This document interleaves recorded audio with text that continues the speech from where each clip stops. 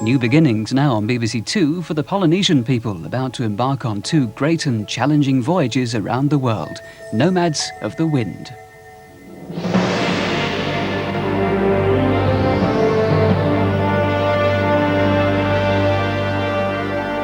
The Polynesian Triangle is like an ancient spearhead thrust across the great Pacific Ocean.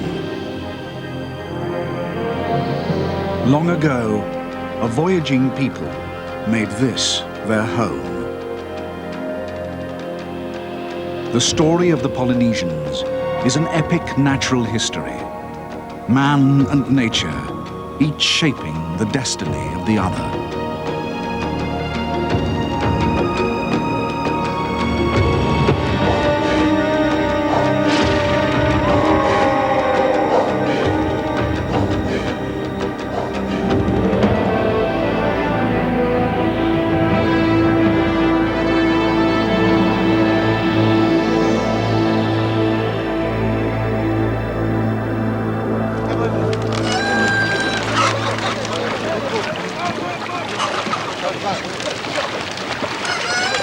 The Polynesians were the most intrepid voyagers the world has ever known. In giant double-hulled canoes, they ventured eastwards to the islands of Tahiti and the Marquesas in the center of the great Pacific Ocean. From there, these island people set out north and south in search of unknown lands, beyond the distant horizons of their ocean world.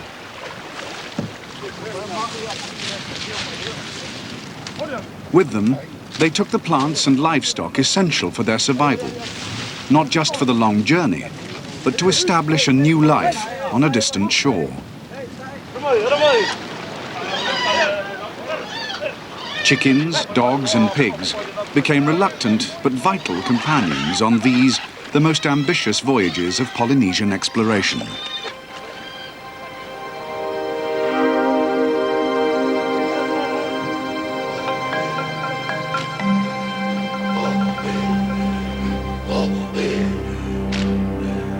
For many generations, Polynesian people had lived on the Marquesas, a rugged and remote group of islands just south of the equator.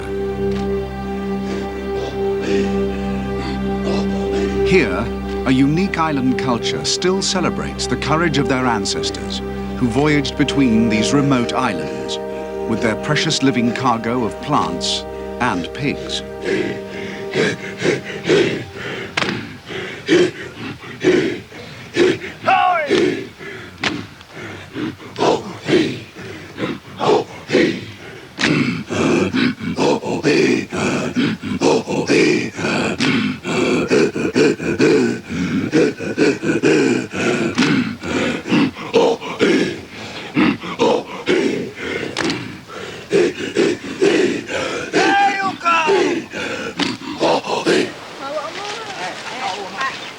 Polynesian people reached the Marquesas Islands more than 2,000 years ago. Without the crops and livestock they brought with them from their ancestral homeland in Southeast Asia, they would not have survived in these remote tropical islands.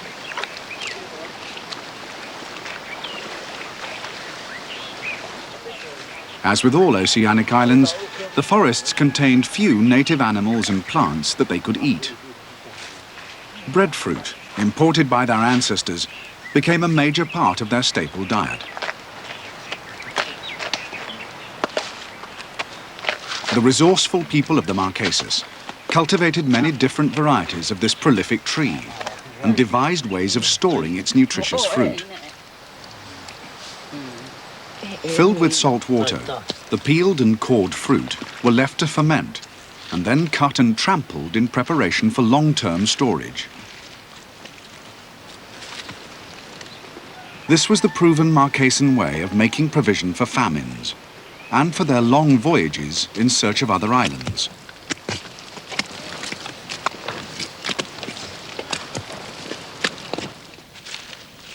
Wrapped in dried leaves, the fermented breadfruit became a packed meal that could sustain the ocean travelers for weeks. Just as important was the preparation of seeds and cuttings vital to their survival when they arrived. All Polynesians were expert gardeners, understanding the special needs of their valuable crops.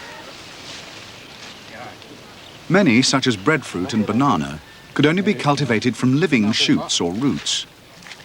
To survive a long sea crossing, the plants needed meticulous care by their green-fingered cultivators.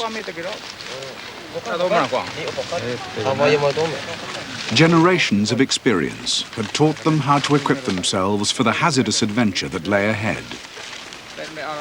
The entire community helped prepare the cargo which would be the foundation of a new life.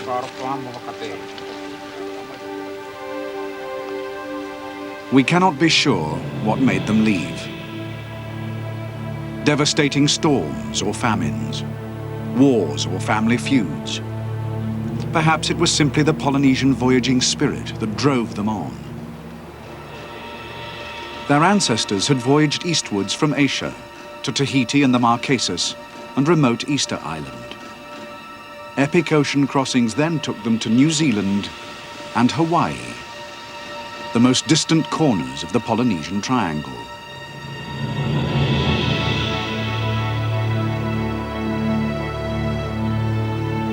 To reach Hawaii from the Marquesas, a canoe must sail for more than a month across perilous winds and currents. Many must have perished in the search for new land.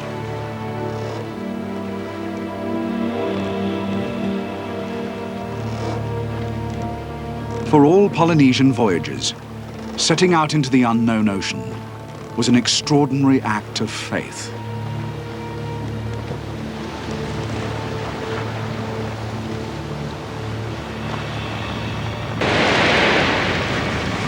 Like all remote islands, those of Hawaii rose from the depths of the ocean as a chain of fiery volcanoes. A hot spot in the Earth's mantle pumps molten rock through cracks in the ocean floor.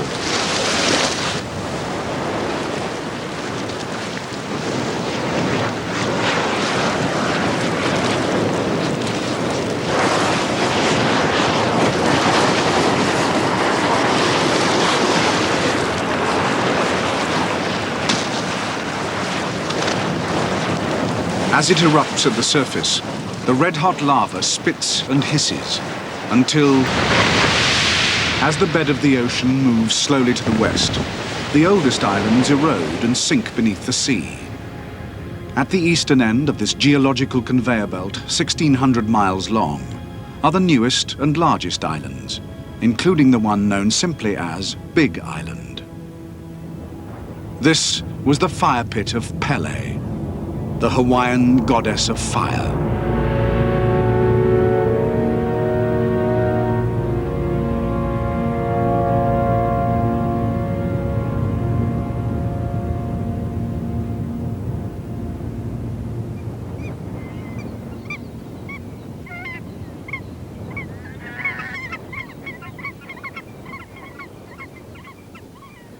These specks of land are thousands of miles from any continent.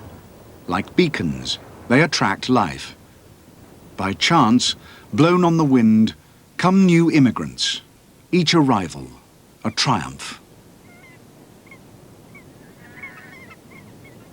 The giant Hawaiian silver sword takes 20 years to reach this height. It flowers once and then dies. A sheen of silvery hairs reflects the intense sunlight that scorches the peaks of the volcano.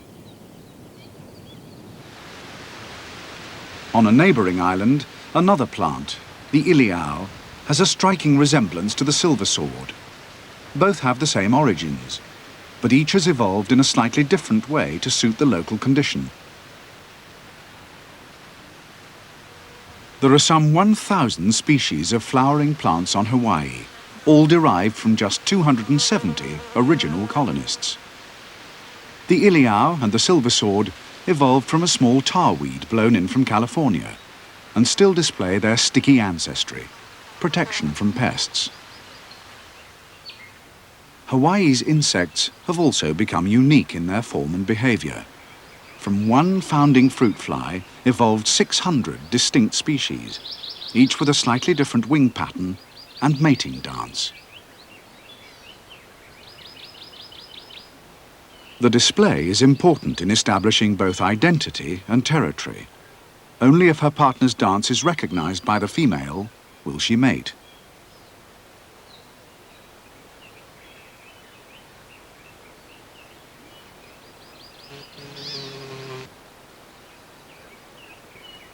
Losing the power of flight is a common feature of island evolution. Hawaii has spectacular examples. Almost every group of insects, from crickets to predatory wasps, that winged their way to these remote islands have since evolved a flightless form. This wasp has no wings at all. It drops its prey. Unable to take flight, it must pursue another meal on foot.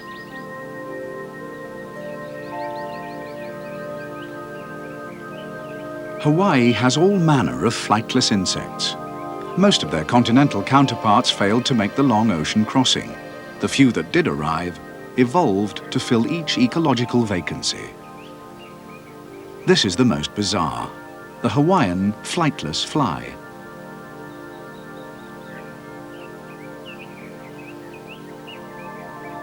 Another unique emblem of Hawaii is the happy-faced spider.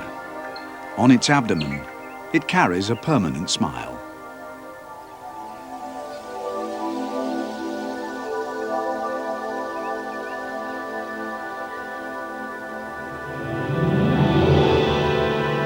From its coastline to the summits of its fiery craters, Hawaii is one of the world's great living museums of evolution.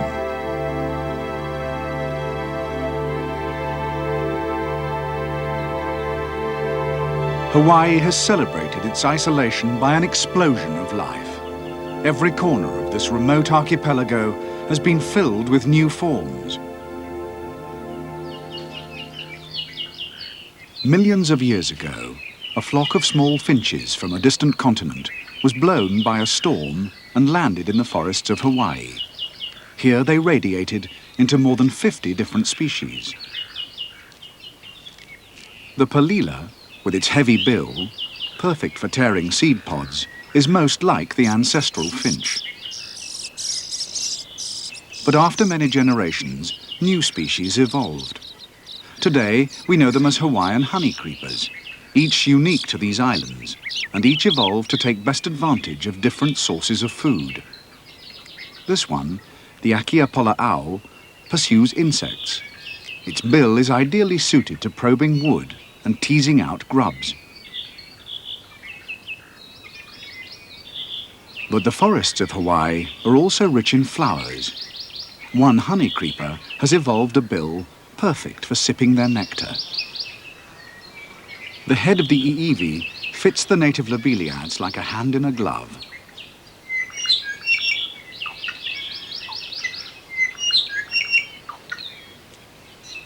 For birds, Hawaii was paradise.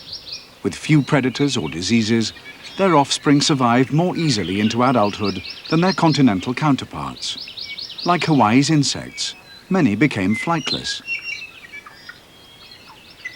Here was a gentle world of fearless creatures, delicately adjusted to living on the most remote group of islands in the world.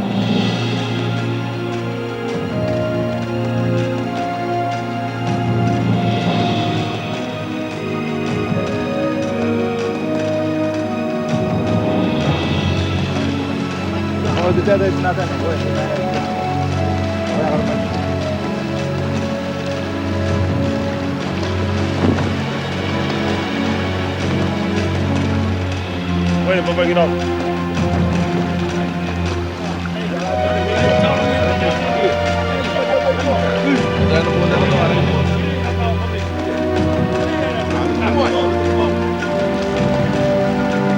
For those first Polynesians who came to these shores some 1,600 years ago, Hawaii was a dramatic discovery.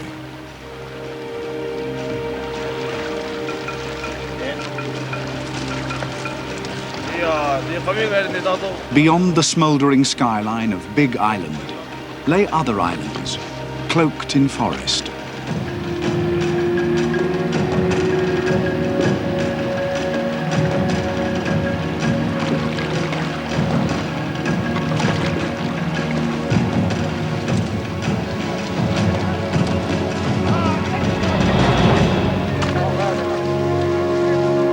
With the first human footfall on the shores of this isolated paradise, the natural history of Hawaii was set on a new course.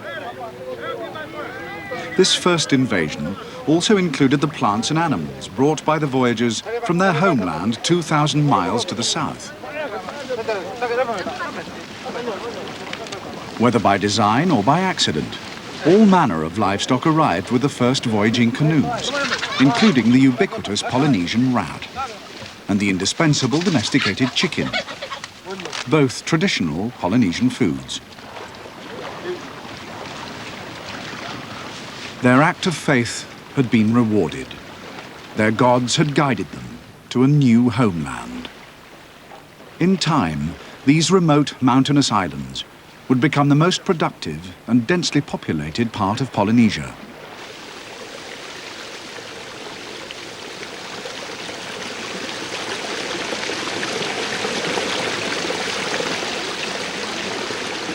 Hawaii's people became Polynesia's most successful cultivators. With only the simplest of tools, they modified the natural streams and exploited the slope of the terrain, diverting water through an elaborate system of aqueducts to supply their homes and to irrigate wet terraces for their root crops. In this land of sunshine and water, their traditional taro plants flourished. On no other islands was this tropical lily cultivated in such profusion. Just as the breadfruit had been the staple crop of the Marquesas, here planters of Hawaii developed several hundred varieties of taro that became the key to their agricultural success. Around their gardens, they grew many other food plants, from sweet potatoes to bananas. Successive waves of voyagers from the Marquesas and Tahiti came with additional crops, including the breadfruit. The native plants of Hawaii were of little use as food, but had great practical value.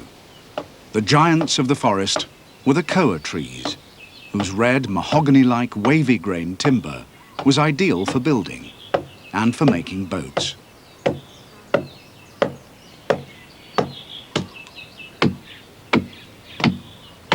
The tough basalt rocks of Hawaii's volcanoes provided material from which the craftsmen fashioned stone adzes.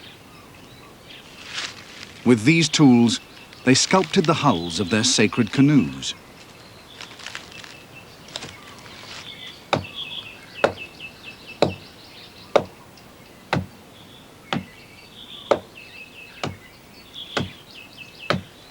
Hawaiians became accomplished civil engineers. Along the coastline of their principal islands, they constructed giant fish ponds.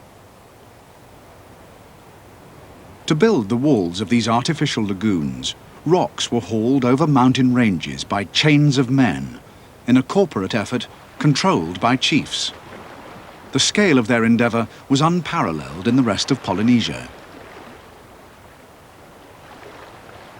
At strategic places along the dam, wooden gates allowed young fish to be carried in by the tide.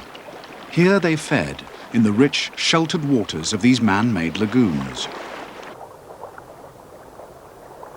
In time, they grew too big to escape to the open sea. For the Hawaiian fishermen, they were an easy catch.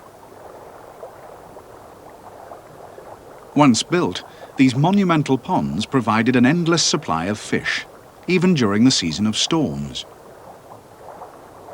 This technique was so successful that on the Hawaiian island of Molokai, the population gave up fishing at sea and became known as the people without nets.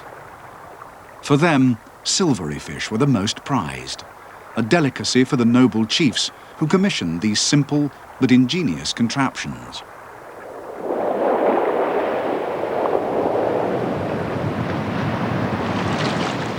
Like the rest of Polynesia, Hawaiian society was governed by taboo. Women were banned from eating pork.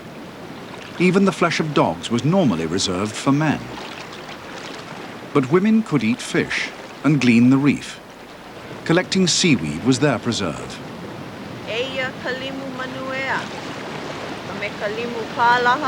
Called limu, it was nutritious and often tasty. In Hawaii, They relished 30 different species, which they ate uncooked, often with raw fish. Conversely, making and performing musical instruments was a task for men. The gourd plant, brought by the first settlers, made a resonant ipu drum.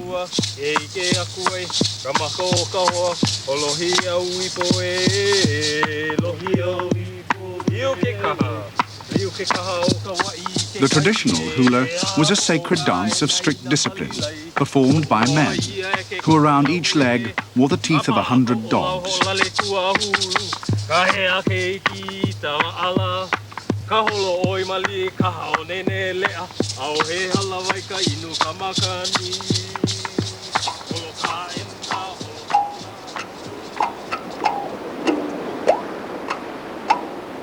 Coconut fibre, twisted into strings, made a mouth harp for amorous young men.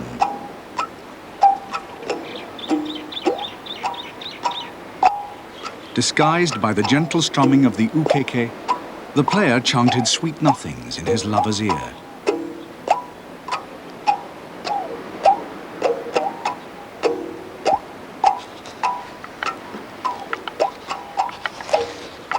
Fashioned from bamboo, the design of the Hawaiian nose flute was probably brought from the Marquesas. Its haunting tone, combined with the rhythm of bamboo percussion, captured the spirit of ancient Hawaii.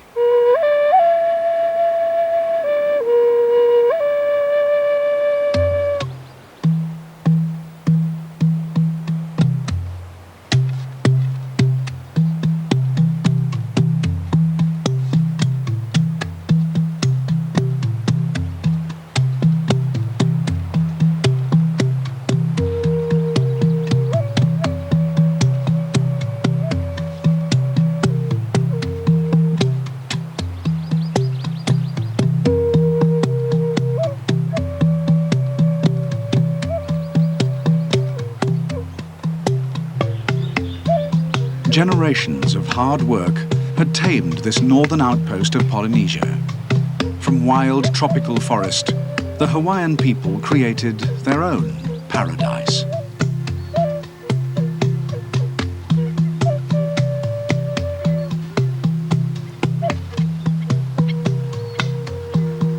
The expansive valleys of the main islands were cleared of trees.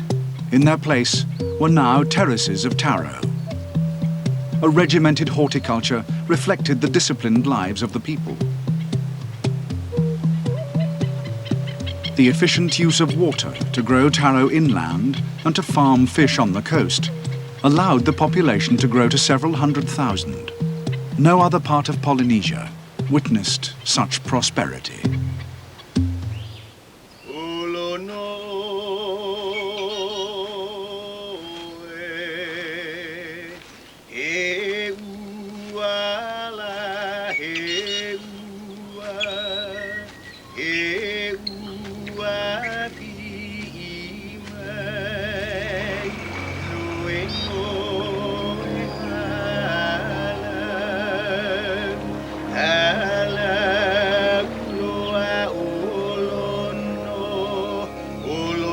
Each year, the people of Hawaii celebrated the festival of Makahiki.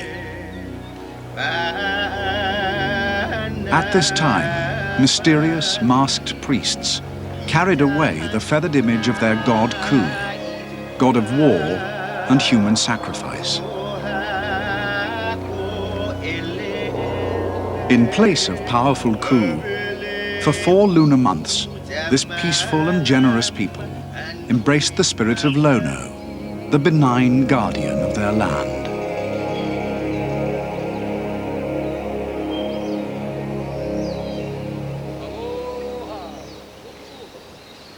The season of Makahiki provided a vital respite for the health of the land and the sea.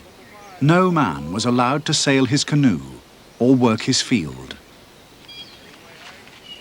The chiefly people and their priests circled the island to collect ceremonial gifts of fruit and fish, the harvest of the land and sea. For the people of Hawaii, the Makahiki festival was a time for rest and replenishment.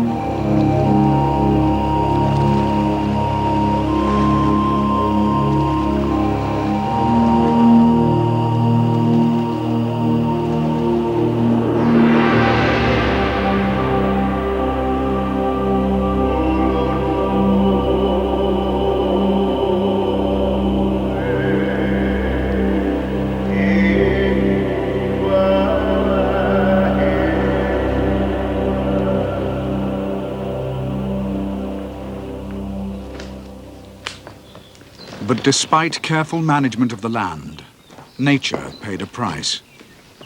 Like all Polynesians, the first Hawaiians exploited the natural world around them. Preserved in the tube-like caves created by cooling flows of lava, lie relics of a more ancient world that did not survive the human impact on the islands.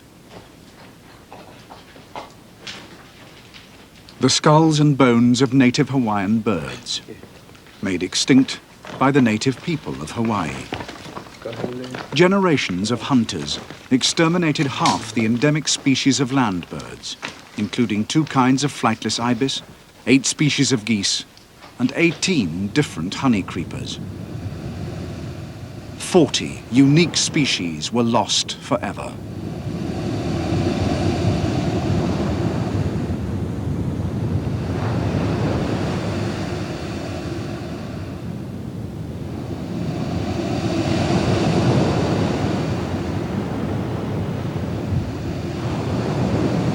Where lava tubes enter the sea is the realm of the octopus.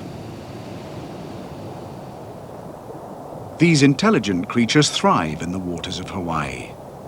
The lava rubble provides them with an ideal home and hunting ground.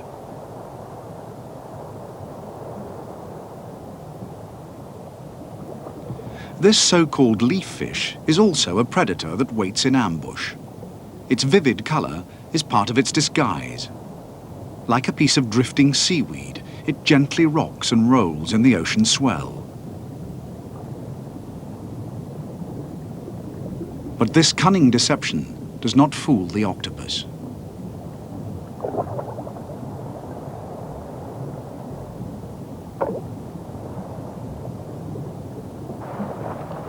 From their small outrigger canoes, Hawaiian fishermen dropped ingenious lures designed to mimic the favorite prey of octopus. The octopus is both keen-eyed and curious. It can't resist this Hawaiian speciality, the tiger cowrie.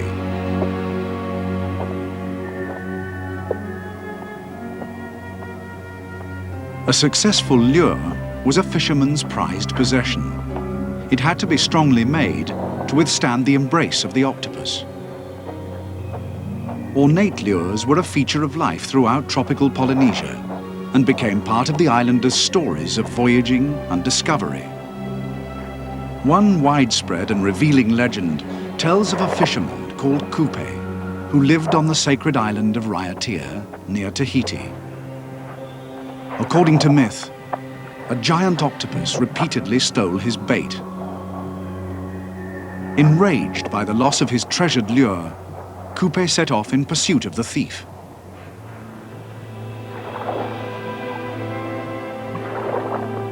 It was the lunar month of November, when fair winds sweep westwards across the Pacific.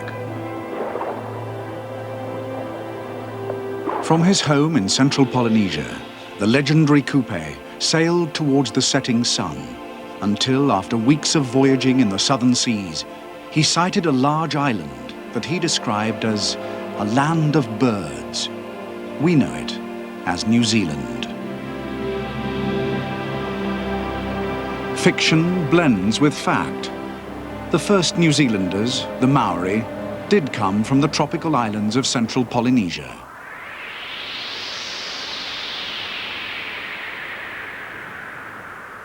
In this great southern land, their lives would change dramatically.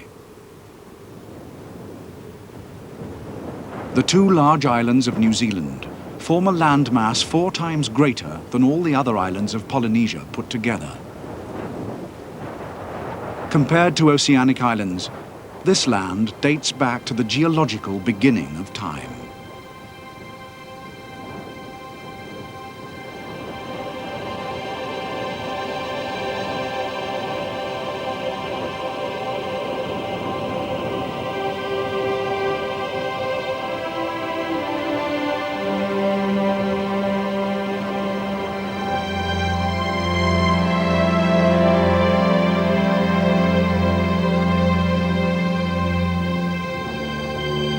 With tropical Fiji to the north and the Antarctic to the south, This majestic landscape had existed in isolation from the rest of the world for 80 million years.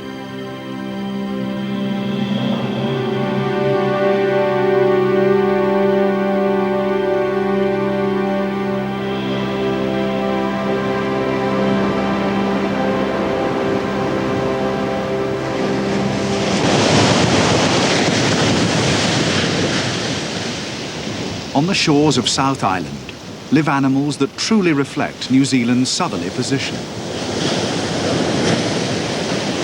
Crested penguins battle with New Zealand's surf, much as the first Polynesian voyagers must have done.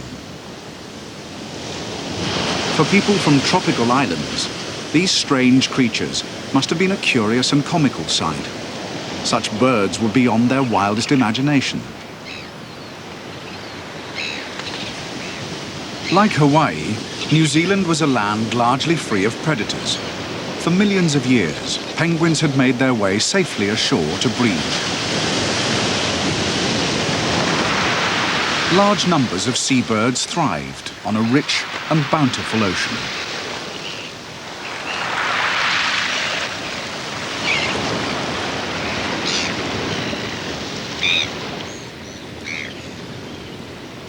After 6 months at sea, crested penguins return in spring to nest and rear their young. It is a journey which may take them a mile inland.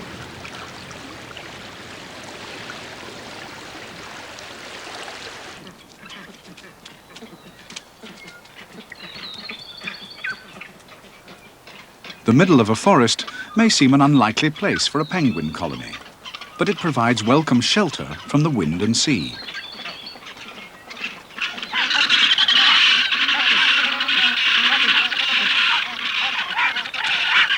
Although New Zealand's penguins don't suffer frostbite, heavy rainfall and frequent storms cause many breeding casualties.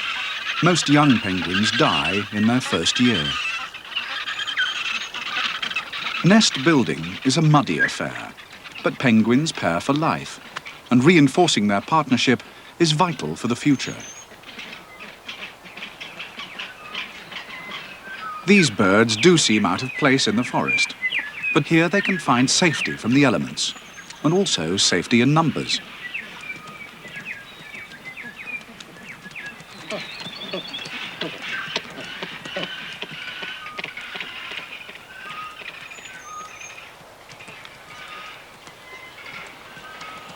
Rearing their chicks is a long and arduous task. For 75 days, the adults make dawn expeditions to the coast.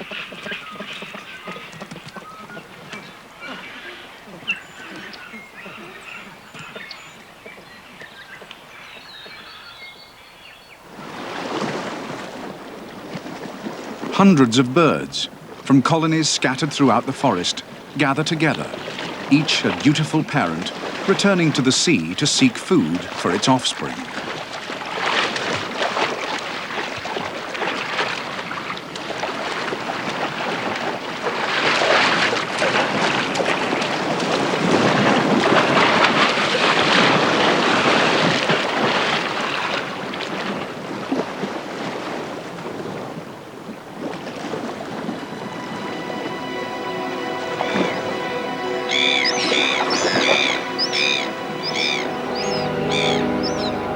Millions of years ago, New Zealand was part of a vast southern continent that included Antarctica. It was home to dinosaurs. These Jurassic monsters became extinct long ago, but the tuatara, a living fossil, remains the sole survivor of an entire group of beak-headed reptiles that once ruled the Earth.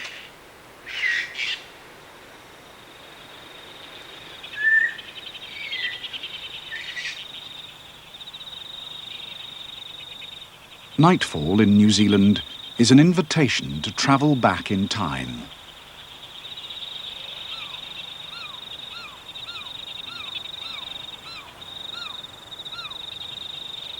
The weta is a primitive insect related to grasshoppers. This is a prehistoric encounter between predator and prey.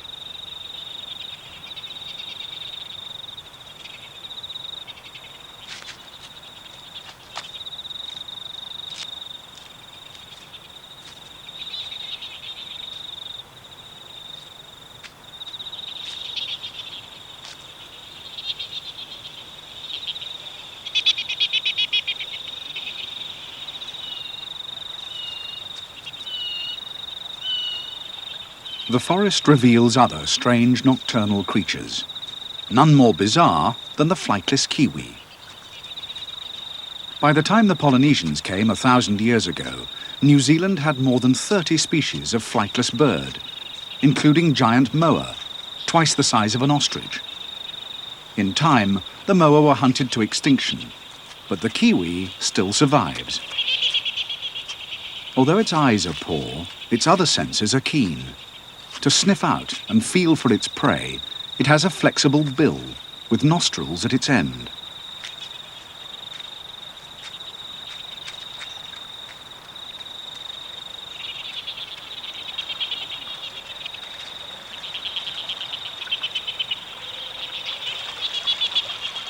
Even in water, the kiwi can detect its prey.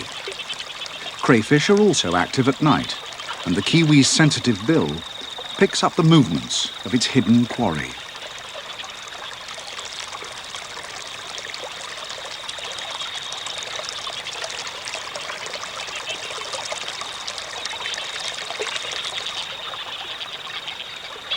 New Zealand's special bird is a relic from the past, a fitting emblem of this ancient group of islands that, just as the legendary Coupe discovered, was indeed a land of curious birds.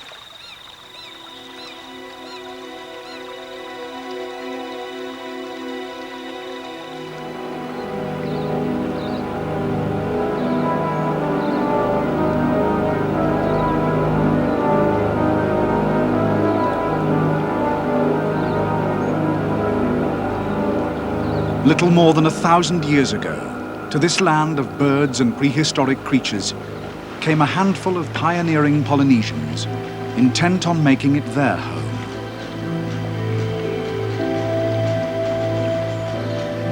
These people became the Maori of New Zealand.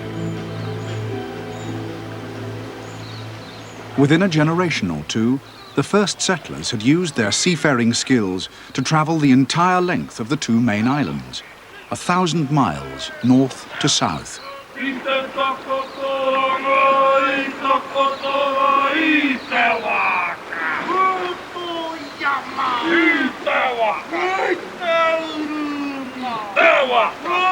Using canoes carved from the trees of this great forested country, they ventured far inland to investigate the nature of their new home.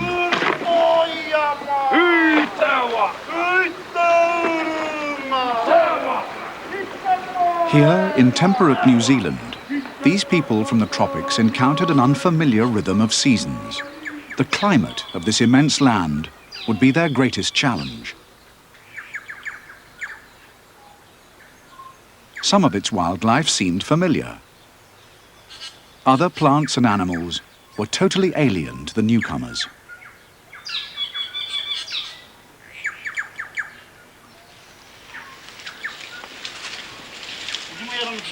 To plants which were similar to those of central Polynesia, they gave the same name, even if they were completely unrelated.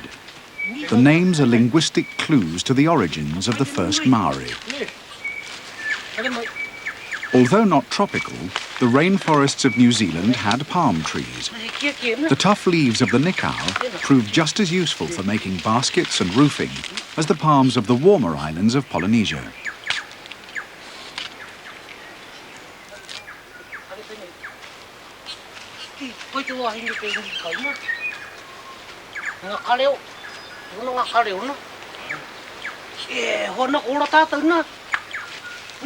The Maori settlers compared the flowers and fruits, the perfume and the taste, the colours of sap and the fibrous properties of the stems to find out how best to use the plant resources of the land. By trial and error, they soon discovered which plants were useful as food or medicine, or, if poisonous, how they could be used to catch birds and fish. Though not related, this plant has peppery-tasting leaves like the famed kava of the tropics, so they gave it a similar name. In New Zealand today, kawa is still used as a powerful medicine. To this challenging land, they brought their tikis and their gods.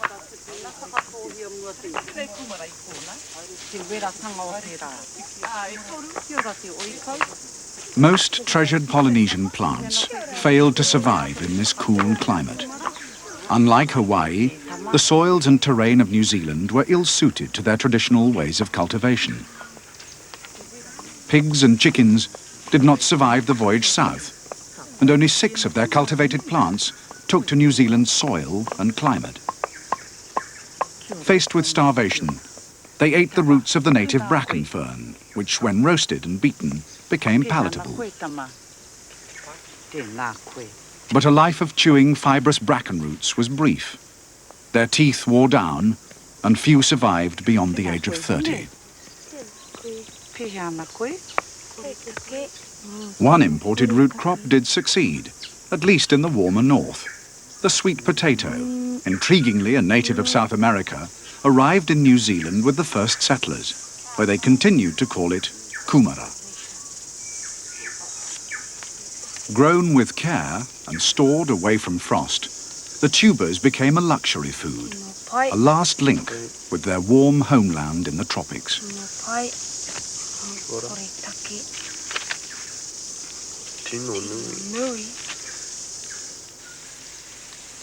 One prized Polynesian plant that failed to flourish was the paper mulberry tree. For generations, it had been the raw material for their bark cloth fabric. Here, in this cool land, it died. In its place, the Maori found ways of using a native fibrous plant, the flax. With patience and skill, the leaves could be woven into baskets and nets, or plaited into sails. But its greatest value was as fibre for making cloth, to keep out the unaccustomed damp and cold.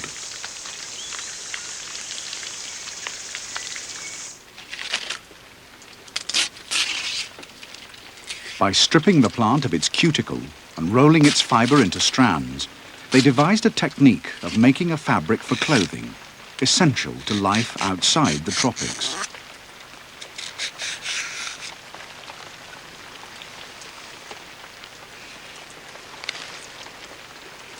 To the robes of chiefs and other influential people were added the fur of dogs and the feathers of native birds. But commoners simply wore the cloth as shaggy capes, which, like thatch, shed the rain and kept out the unfamiliar cold of this new land.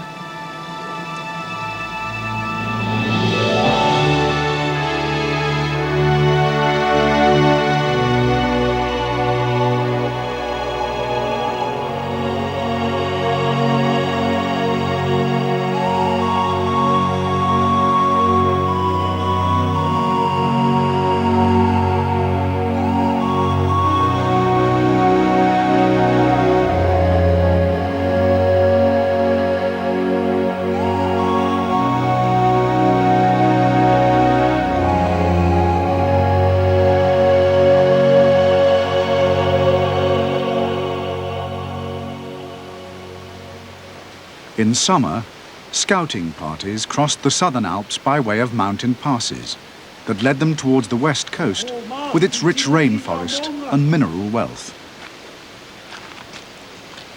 For a people whose ancestors had lived for generations beneath blue skies and the shade of tropical palms, this bleak terrain must have felt like another planet. Up here is the realm of the kea, the world's only alpine parrot. Originally forest dwellers, these opportunist birds long ago adapted to life throughout the great range of New Zealand's landscapes.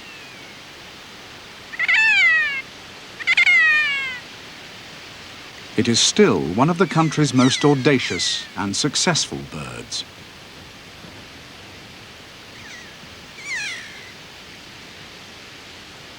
Long ago, keas learned to be survivors.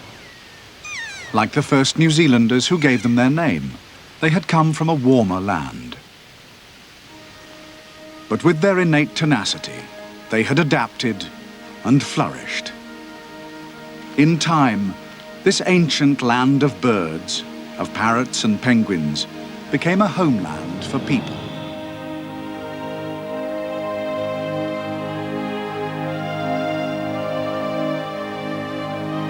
When they reached the west coast of South Island and overlooked the ocean, the first people of New Zealand, the Maori, had reached the final corner of the Polynesian Triangle.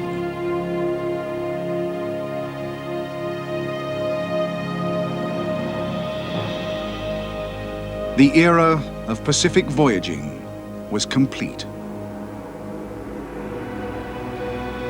New Zealand was the last major landmass to be settled by people anywhere in the world. But it was not the end of the Polynesian story. Far beyond the distant horizon was another world. From there would come other people with a very different way of life. The splendid isolation of Kupe's land of birds was soon to end. The arrival of Europeans would herald a new chapter in the natural history of all the islands of the South Seas.